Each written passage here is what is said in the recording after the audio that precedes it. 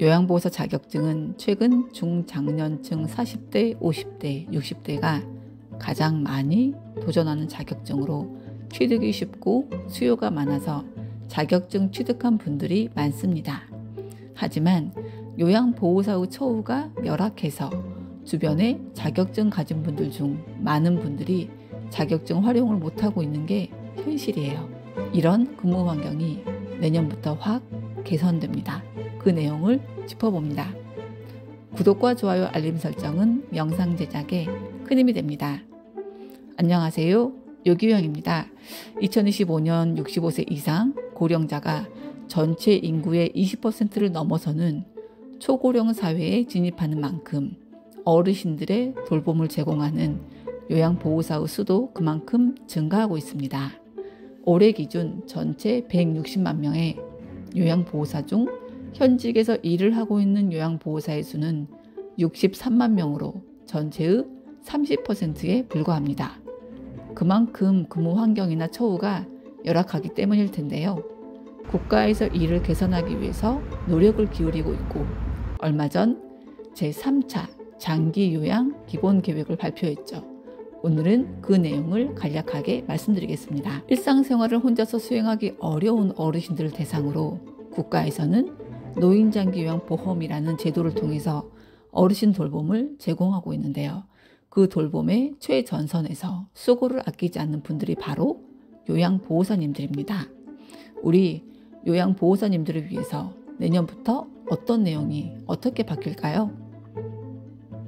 첫 번째로 양질의 장기요양 서비스 제공을 위해서 요양보호사 1인이 돌보는 수급자의 수를 현재 2.3명에서 2025년에는 2.1명으로 축소합니다. 요양원 같은 시설에서 근무하는 요양보호사에 해당되는 내용입니다. 과거 2.5명에서 점점 줄고 있고 앞으로도 보다 더 많은 요양보호사 모집을 통해서 요양보호사 1인당 돌보는 수급자 수를 축소해서 요양보호사의 업무 부담이 조금 줄어들 것으로 보여요.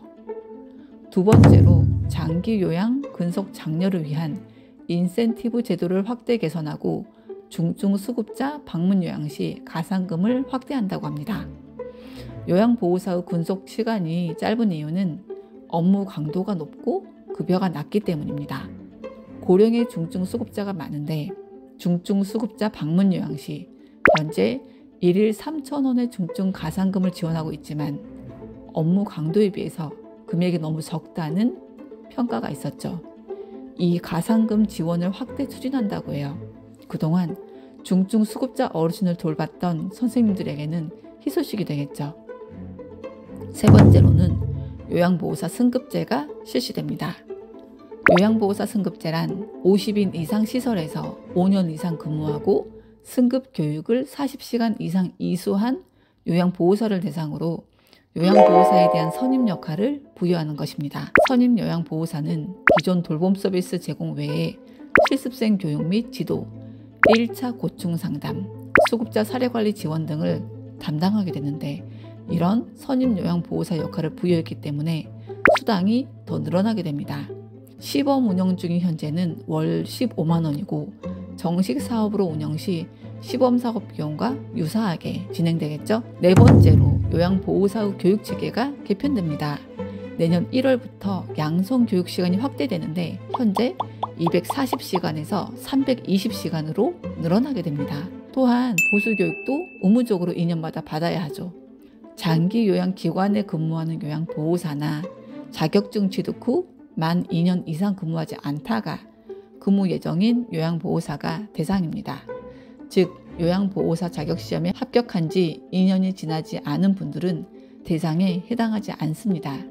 다만 우려스러운 부분은 시설의 요양보호사는 보수교육비를 지원하지만 방문요양 같은 재가요양보호사는 보수교육비를 지원하지 않는다고 합니다.